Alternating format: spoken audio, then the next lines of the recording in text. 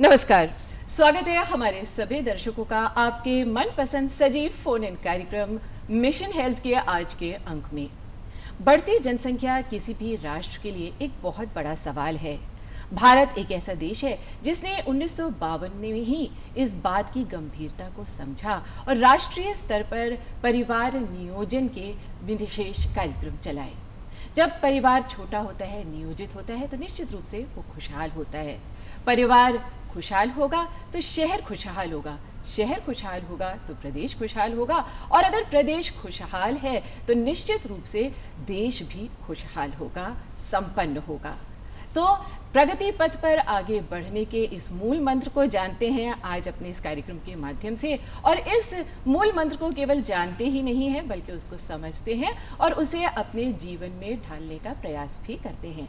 आज के हमारे कार्यक्रम का विषय है सार्वजनिक परिवार नियोजन के स्थायी साधन, और इस विषय पर बातचीत करने के लिए आज हमने अपने स्टूडियो में आमंत्रित किया है राष्ट्रीय स्वास्थ्य मिशन की महाप्रबंधक परिवार नियोजन डॉक्टर अल्पना शर्मा जी को। डॉक्टर साहब, कार्यक्रम में आपका बहुत बहुत स्वागत है। दर्शकों, इसके अलावा आज हमारे साथ स्टूडियो में बहुत सारे आमंत्रित दर्शक भी मौजूद हैं। आप सभी दर्शकों का भी कार्यक्रम में बहुत बहुत स्वागत है। साथ ही हमारे जो दर्शक इस कार्यक्रम को टेलीविजन सेट के माध्यम से घर बैठे देख रहे हैं, आप सबका भी कार्यक्रम में बहुत बहुत स्वागत है, और आप सब हमारे इस कार्यक्रम का हिस्सा बन सकते हैं अपने टेलीफोन कॉल्स के माध्यम से। हमारे टेलीफोन कॉल्स आपको याद ही हैं, लेकिन एक बार उन्हें पुनः जांच लें। हमारे फोन नंबर्स हैं 0522-2205-756, दूसरा नंबर है 0522228868 और 40159888।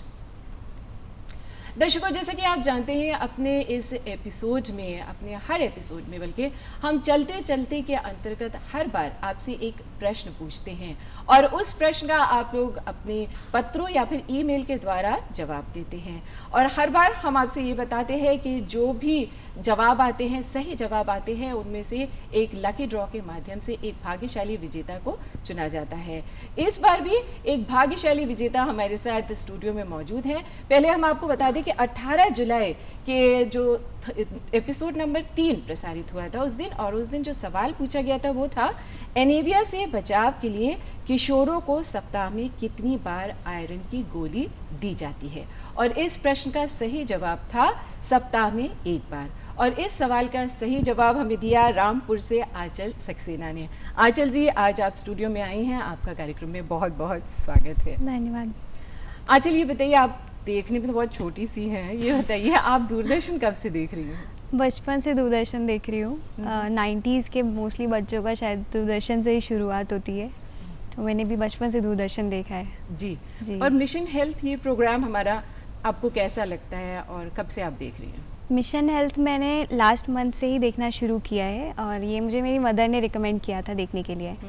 एक्चुअली ये प्रोग्राम ऐसा है जो बहुत ज़्यादा अवेयरनेस क्रिएट करता है लोगों में, ठीक, जो हेल्थ रिलेटेड इश्यूज़ हैं, तो ज़्यादातर लोगों को जो अवेयर नहीं होते हैं वो भी इस शो के थ्रू अवेयर हो जाते हैं। बहुत सारी ऐसी इन्फॉर्मेशन होती है जो नॉर्मली लोगों को नहीं पता होती है, तो इस शो के थ्रू वो बहुत अच्छे से लोगों को पता चलती है। इसीलिए आप इसको देखती हैं और रेगुलर देखती हैं? हाँ जी। और हमारे एपिसोड्स में जो सवाल पूछे जाते हैं उनके जवाब भी देती जी हैं। बहुत अच्छी बात है, और आप आई, बहुत अच्छी बात है। डॉक्टर साहब, हम चाहेंगे कि हम अपने दर्शकों को, जो हमारा भाग्यशाली विजेता होता है, उसको हम सम्मानित करते हैं। आज चाहते हैं कि आप आंचल जी को सम्मानित करें। बहुत बहुत आपको बधाई हो आंचल। Thank you. और इसी के साथ अब शुरुआत करते हैं अपने आज के इस एपिसोड की।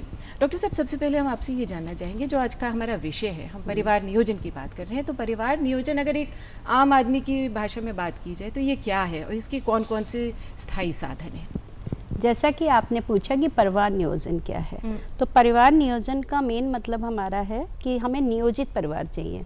तो वो शादी के तुरंत बाद जब पति पत्नी उसमें डिसाइड करते हैं कि हमें पहला बच्चा कितने साल के बाद चाहिए, फिर दूसरा बच्चा कब चाहिए, दोनों में कितना अंतराल होना चाहिए, और जब हमारी फैमिली कंप्लीट हो गई है तो उसके बाद हम ऐसा कौन सा परमानेंट साधन अपनाएं कि हमें आगे परेशानी ना हो। तो परिवार नियोजन का मतलब है कि पूरा नियोजित सुनियोजित तरीके से हम लोग प्लान करें, जिससे कि हमारा परिवार नियोजित भी हो और दो बच्चों के बीच में अंतर भी ज़्यादा हो, जिससे कि पति पत्नी दोनों खुशहाल रह सकते हैं। जी, तो कौन कौन से साधन हैं मैम जो स्थायी रूप से अपनाए जा सकते हैं? स्थायी रूप से अपनाने के लिए हमारे पास महिला और पुरुष दोनों के लिए साधन है। एक तो महिला नसबंदी होती है और एक पुरुष नसबंदी होती है।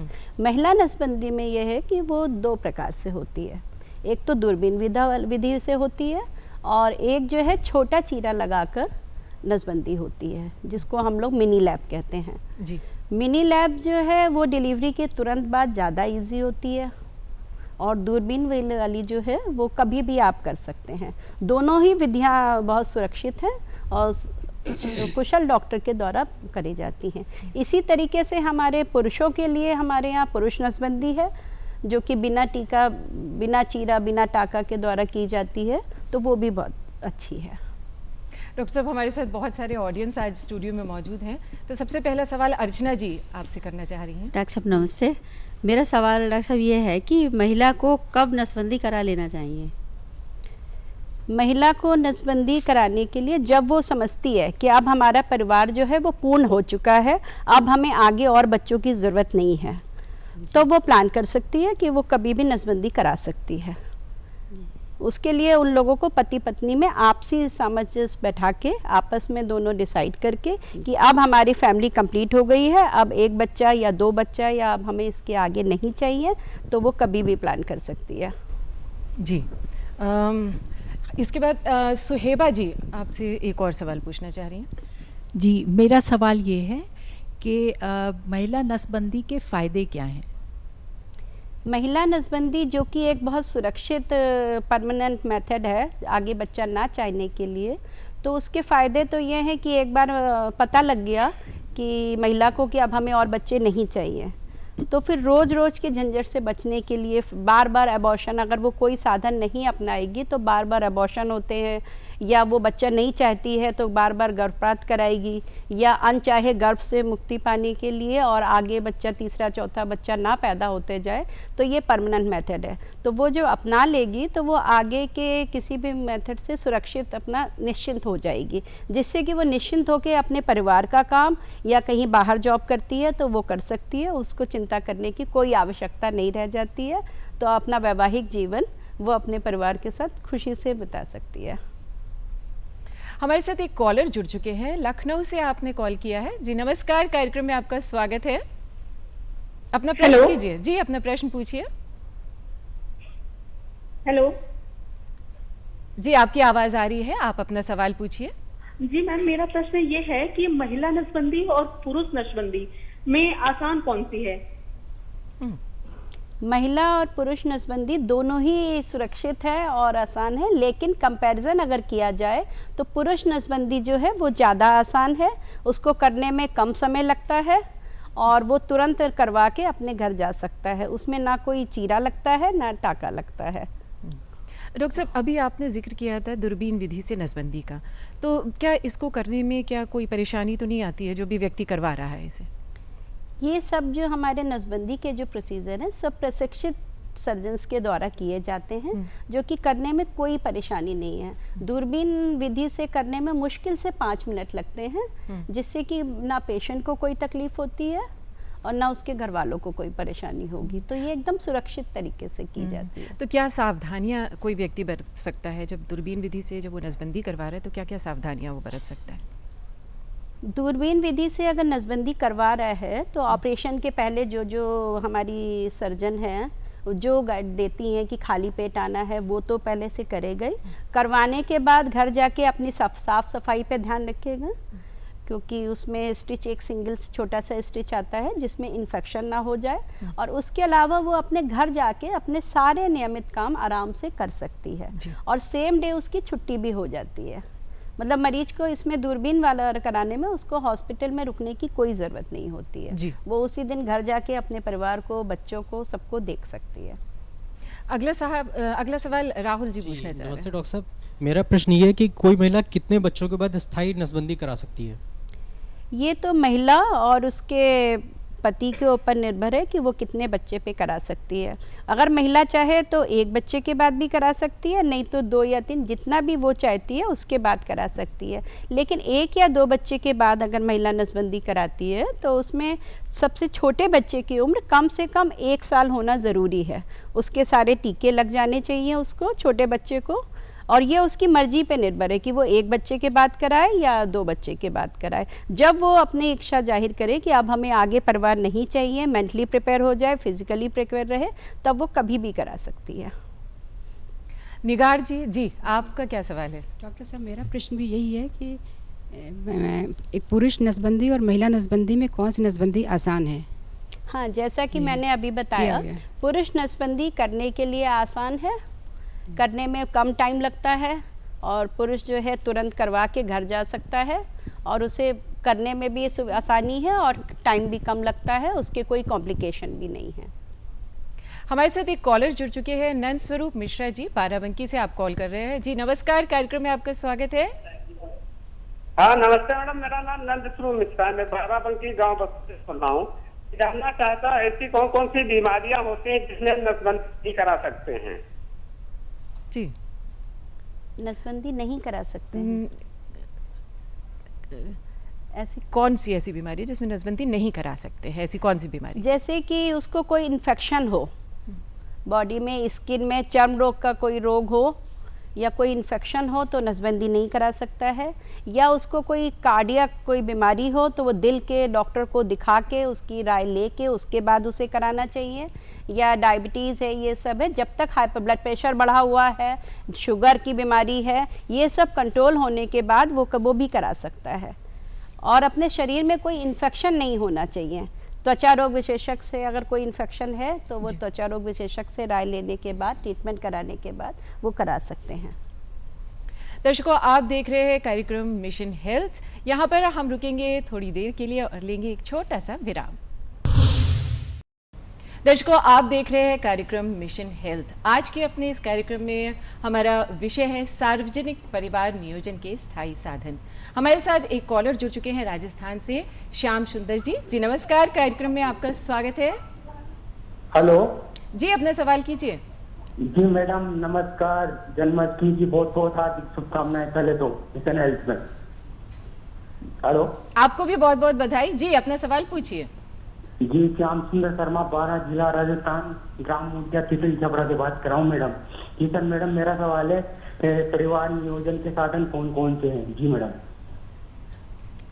परिवार नियोजन के साधन तो बहुत सारे हैं, उसमें से कुछ अस्थायी साधन हैं और कुछ स्थायी साधन हैं। आज हम लोग यहाँ पे स्थायी साधनों के बारे में उपाय कर रहे हैं, जिसमें महिला नसबंदी और पुरुष नसबंदी आती है। जी ऋषभ शुक्ला जी अपना सवाल पूछना चाह रहे हैं। जी डॉक्टर साहब, मेरा एक प्रश्न है, पुरुष नसबंदी करवाने के बाद क्या किसी के कार्य को करने में कोई दिक्कत या परेशानी तो नहीं आती है? नहीं, ऐसा कुछ भी नहीं है। पुरुष नसबंदी कराने के बाद वो 1-2 घंटे में अपने घर जा सकता है और अपने नियमित कार्य जो हैं वो घर जाके आराम से कर सकता है, उसको कोई भी परेशानी नहीं होती है। और उसके बाद हम लोग कुछ दवा देते हैं, वो 2-4 दिन उसको खानी पड़ती है, बस। उसके अलावा उसको कोई परेशानी नहीं होती है। अनिल कुमार जी, जी आप पूछना चाह रहे हैं सवाल। डॉक्टर साहब नमस्ते। डॉक्टर साहब, मेरा सवाल ये है कि पुरुष नसबंदी कराने के बाद साइकिल व रिक्शा चलाने में कोई परेशानी तो नहीं होती? ऐसा है कि पुरुष नसबंदी कराने के बाद वो अपना घर का तो सारा काम कर सकता है, लेकिन साइकिल और रिक्शा चलाने के लिए वो आराम से चला सकता है, लेकिन वो 7 दिन के बाद चलाए तो ज़्यादा अच्छा है। क्योंकि हम लोग उसकी नसबंदी करते हैं तो पिन पॉइंट, छोटा सा एक चीरा तो नहीं लगाते हैं, लेकिन पॉइंट होता है, उसको भरने में कम से कम 7 दिन लगते हैं।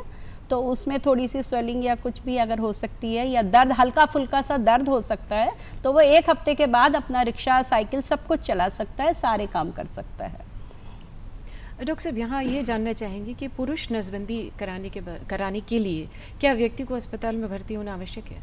नहीं, बिल्कुल भी नहीं। जैसा मैंने बताया, पुरुष नसबंदी कराने के लिए बिल्कुल 1 भी दिन नहीं रुकना पड़ता है। वो ऑपरेशन करा के, नसबंदी करा के तुरंत घंटे भर के अंदर अपने घर जा सकता है, और अब नहाना धोना, अपने नियमित सारे काम वो कर सकता है। नॉर्मल जो life style, normal life style है, घर की सारी अपनी जिम्मेदारी वो पूरी कर सकता है, चल फिर सकता है, अपने नियमित कर्म आराम से कर सकता है। शैलेंद्र कुमार जी पूछना चाह रहे हैं। जी नमस्कार डॉक्टर साहब, मैं ये पूछना चाहता हूँ कि महिला पुरुष नसबंदी कराने के बाद क्या कोई धनराशि उपलब्ध कराई जाती है? हाँ, महिला और पुरुष दोनों को नसबंदी के बाद धनराशि उपलब्ध कराई जाती है। और अगर महिला है, अगर वो अपने डिलीवरी के तुरंत बाद या अबॉर्शन के तुरंत बाद अगर कराती है तो वो धनराशि कुछ ज़्यादा होती है। जैसे रूटीन में महिला नसबंदी के बाद 1400 रुपये महिला को मिलते हैं, लेकिन अगर डिलीवरी के बाद या गर्भपात कराने के बाद वो तुरंत कराती है, 7 दिन के अंदर में कराती है, तो उसको 2200 रुपये मिलते हैं। ऐसे ही पुरुष नसबंदी में है कि पुरुष नसबंदी को कुछ ज़िलों में हमारे यहाँ 2000 रुपये दिए जाते हैं, और जो कुछ MPV डिस्ट्रिक्ट हैं जहाँ पे प्रजनन दर 3 से ज़्यादा है, जहाँ की प्रजनन दर, वहाँ पे उसमें पुरुष नसबंदी में 3000 रुपये दिए जाते हैं। संजीव कुमार जी का सवाल है जी, पूछना चाह रहे थे, अभी आपने अपनी पूछा है। शैलेंद्र कुमार जी। जी डॉक्टर साहब नमस्ते। डॉक्टर साहब, यदि कोई पुरुष NSP कराता है तो उसे शारीरिक संबंध बनाने में कोई परेशानी तो नहीं होती? नहीं, बिल्कुल भी कोई परेशानी नहीं होती है। ये हमारे समाज में भ्रांति है कि पुरुष नसबंदी कराने के बाद उसको कमजोरी आ जाती है या शारीरिक संबंध बनाने में दिक्कत होती है। ये सब भ्रांतियां हैं, ऐसा कुछ भी नहीं है। वो अपने शारीरिक संबंध बना सकता है। लेकिन एक बात हम यहाँ पे कहना चाहेंगे कि शारीरिक संबंध बनाने से पहले उसको, पुरुष नसबंदी कराने के बाद 3 महीने तक उसको गर्भ निरोधक का कोई ना कोई दूसरा साधन अपनाना चाहिए, महिला या पुरुष दोनों को, क्योंकि इसमें हम लोग शुक्राणु नली में 3 महीने तक शुक्राणु रहते हैं, जिससे कि गर्भधारण की प्रक्रिया हो सकती है। तो इसलिए 3 महीने तक, मिनिमम कम से कम 3 महीने तक उसको कुछ ना कुछ साधन और अपनाना चाहिए। और उसके अलावा कोई शारीरिक परेशानी या दुर्बलता कोई नहीं आती है। अगला सवाल शांति मिश्रा जी पूछना चाह रहे हैं। जी, आप अपना प्रश्न पूछें। डॉक्टर साहब, महिला पुरुष नसबंदी कराने के बाद परिवार नियोजन का कोई साधन अपनाना जरूरी होता है? नहीं, महिला नसबंदी कराने के बाद तो उसके अलावा कोई साधन अपनाने की ज़रूरत नहीं है। लेकिन पुरुष नसबंदी के लिए, जैसा मैंने बताया, पुरुष नसबंदी कराने के बाद 90 दिनों तक या 3 महीने तक उसको कोई ना कोई साधन अपनाना चाहिए, क्योंकि 3 महीने तक उसके वीर्य में, उसके बाद जांच होती है 3 महीने के बाद कि उसके पुरुष के वीर्य में कोई शुक्राणु तो नहीं आ रहे हैं, क्योंकि नलिका में 3 महीने तक वो रहते हैं, इसलिए वो उसके बाद गर्भ धारण कर सकती है महिला। तो 3 महीने तक पुरुष नसबंदी के बाद कोई ना कोई उपाय करना चाहिए, उसके बाद कोई भी साधन अपनाने की ज़रूरत नहीं होती है। सुल्तानपुर से हमारे एक कॉलर जुड़ चुके हैं हमारे साथ। जी नमस्कार, कार्यक्रम में आपका स्वागत है, अपना सवाल कीजिए। जी, अपना प्रश्न पूछिए।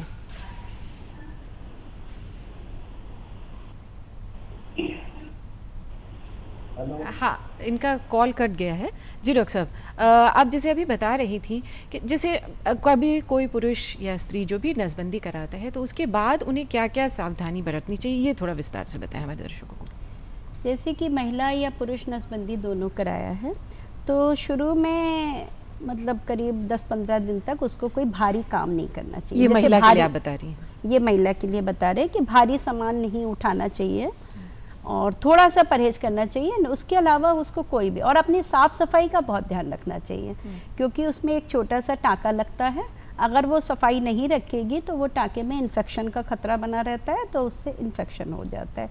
उसके अलावा उसको अपना कोई ख्याल रखने की ज़रूरत नहीं है, जैसे वो रहती थी उसी तरीके से निश्चिंत होकर रह सकती है। जी, और पुरुष जो नसबंदी कराता है उसको क्या क्या सावधानी लेनी चाहिए? उसको भी कोई बेसिक सावधानी रखने की कोई ज़रूरत नहीं है। जैसा मैंने बताया कि 3 महीने तक उसको साथ में अन्य गर्भ निरोधक साधन दोनों को अपनाना चाहिए। उसके अलावा कोई सावधानी की ज़रूरत नहीं है, क्योंकि ये बहुत छोटा सा ऑपरेशन है। वो जैसे कि तुरंत आप उसमें घर भी जा सकते हैं, सारे काम कर सकते हैं, तो ये आराम से वो सब कर सकता है। कोई एक्स्ट्रा साधन अपनाने की ज़रूरत नहीं है, ना कोई एक्स्ट्रा प्रिकॉशन लेने की ज़रूरत है। जी, तो दर्शकों यहाँ पर एक बार पुनः हम रुकते हैं और लेते हैं एक छोटा सा ब्रेक। दर्शकों, आप देख रहे हैं कार्यक्रम मिशन हेल्थ। आज के कार्यक्रम का विषय है जिस पर हम बातचीत कर रहे हैं वो है सार्वजनिक परिवार नियोजन के स्थायी साधन। हमारे साथ आंचल मौजूद हैं। आंचल, आप क्या पूछना चाह रही हैं डॉक्टर साहब से? डॉक्टर साहब, मेरा सवाल ये है कि जन सहयोग के माध्यम से हम परिवार कल्याण के काम को कैसे आगे बढ़ा सकते हैं? ये जो हमारा परिवार कल्याण या परिवार नियोजन जो कार्यक्रम है, ये मेन जन सहभागिता के द्वारा ही बहुत अच्छे से संचालित हो सकता है। उसके लिए हमें बहुत सारे उपाय करने की ज़रूरत है। एक तो हमारे यहाँ शिक्षा की कमी है। अगर हमारा परिवार और समाज शिक्षित होगा तो वो बड़े आराम से इन साधनों की उपयोगिता समझ सकता है और अप्लाई कर सकता है। उसके अलावा पब्लिक में जन जागरूकता होना बहुत ज़रूरी है। जो हम सबका काम है वो हम कई तरीके से कर सकते हैं, जैसे कि प्रचार प्रसार के माध्यम से हम जन जागरूकता फैला सकते हैं। स्कूल में शुरू से लड़कियों को, किशोरियों को पढ़ाना या किशोरों को पढ़ाना शुरू कर दें उसके परिवार नियोजन के बारे में। उसके अलावा जो है हमारे जो धर्म गुरु हैं उन लोगों को भी प्रचार प्रसार में हम लोग साथ में लेते हैं, क्योंकि समाज में बहुत तरीके की भ्रांतियाँ फैली हुई हैं। परमानेंट मेथड के लिए समाज में बहुत तरीके की भ्रांतियां हैं जो कि एकदम निराधार हैं, उसको दूर करना बहुत ज़रूरी है। तो ये अवेयरनेस कैसे आएगी? शिक्षा से आएगी, प्रचार प्रसार के माध्यम से आएगी। और जो हमारे यहाँ जो नसबंदी कराने के बाद जो हमारे पेशेंट हैं वो खुद जाके अगर फील्ड में बताएंगे कि हमने कराया, उससे हमें कोई मतलब परेशानी नहीं हुई, तो ये सबसे ज़्यादा इसका पॉजिटिव अप्रोच, मतलब पॉजिटिव हमारा फील्ड में जाता है मैसेज कि ये कोई ऐसी परेशानी वाली चीज़ नहीं है। अगर कभी किसी को छोटी मोटी परेशानी हो भी जाती है, अगर उसके बाद कोई प्रॉब्लम हो गई है, तो उसके लिए सरकारी अस्पताल हैं, वहाँ पे जाके अपना उसका समाधान किया जा सकता है। तो ये जब तक मन से, समाज से या इंसान के मन से ये भ्रांतियाँ दूर नहीं होंगी कि इससे, जैसे कि पुरुष नसबंदी में हमारे यहाँ बहुत ज़्यादा है कि इससे जो है पुरुषों में कमज़ोरी आ जाती है या शारीरिक दुर्बलता आ जाती है, तो ऐसा कुछ भी नहीं है। तो इसी के लिए हम सबको मिलके प्रयास करना है और इस प्रोग्राम को आगे बढ़ाना है। यानी जन सहभागिता बहुत ज़रूरी है इस कार्यक्रम और उसके तरीके बहुत तरीके से हैं जिसके हम लोग उसको बढ़ा सकते हैं। जी बिल्कुल। और दर्शकों, इसी के साथ अब हम कार्यक्रम के अंतिम छोर पर आ पहुंचे हैं, तो अब बारी है चलते चलते।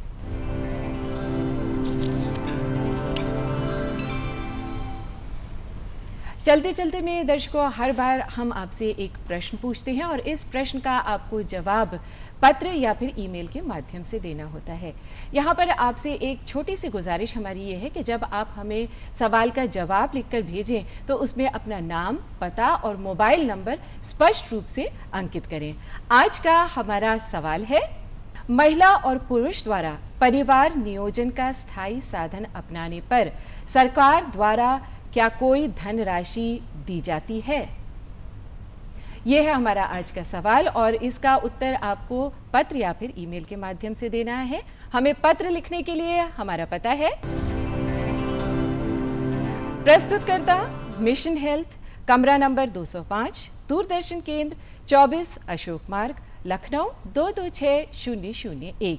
और हमें ईमेल द्वारा जवाब भेजने के लिए हमारा ईमेल आईडी है missionhealth.ddupilko@gmail.com। तो इसी के साथ आज का ये प्रोग्राम यही संपन्न होता है। आप सभी दर्शकों का बहुत बहुत धन्यवाद कार्यक्रम में आने के लिए और इतने अच्छे सवाल पूछने के लिए। डॉक्टर साहब, आपका बहुत बहुत धन्यवाद। आप आई और इतनी अच्छी जानकारी दी और इतनी इम्पॉर्टेंट विषय पे आपने जानकारी दी, बहुत बहुत धन्यवाद। आंचल, आपका भी बहुत बहुत धन्यवाद। ऐसे प्रोग्राम देखते रहिए और सवालों के जवाब देते रहिए। तो बहुत अच्छा रहा, बहुत बढ़िया आपने जानकारी दी डॉक्टर, बहुत अच्छा रहा और हमें उम्मीद